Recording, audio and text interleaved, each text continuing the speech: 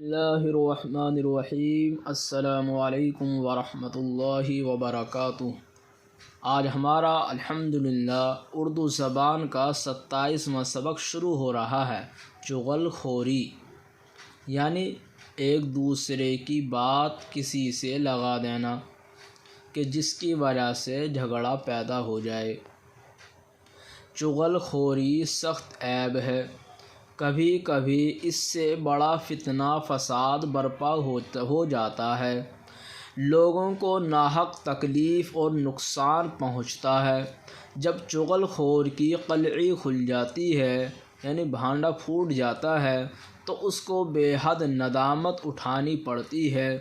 چغل خوری یہی نہیں کہ ایک کی بات دوسرے سے جا لگا دی، بلکہ کسی شخص کا کوئی کام ہو جس کے ظاہر کرنے سے اس کے دل کو تکلیف پہنچے، اس کا ظاہر کرنا بھی چغل خوری ہے۔ ہاتھ یا آنکھ کے اشارے سے اور لکھنے سے بھی ہو سکتی ہے۔ چور کی چوری یا دغا باز کی دغا بازی کا ظاہر کرنا چغل خوری میں داخل نہیں ہے۔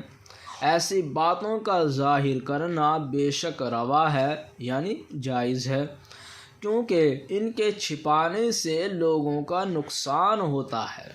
چغل خور کی بات پر کبھی یقین نہ لاؤ، اس کے کہنے سے کسی کی طرف بدگمانی مت کرو۔ چغل خور سے ہمیشہ نفرت رکھو۔ تمہارے روبرو کسی کی چغلی کرے تو منع کر دو کہ یہ بات برا کام ہے۔ اگر تم جانتے ہو کہ فلاں شخص چغل خور ہے تو اس کا عیب اور لوگوں کے سامنے بیان نہ کرو۔ اگر تم بیان کرو گے تو اسی طرح تم بھی چغل خور بن جاؤ گے۔ شعر: چغلی ہے برا کام بچو اس سے ہمیشہ، جو لوگ ہیں بے شرم انہی کا ہے یہ پیشہ یعنی کام۔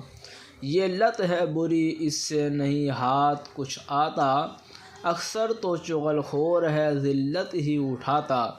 فتنہ، آزمائش، فساد، جھگڑا، ندامت، شرمندگی روا، جائز۔ الحمدللہ آج کا ہمارا سبق مکمل ہوا۔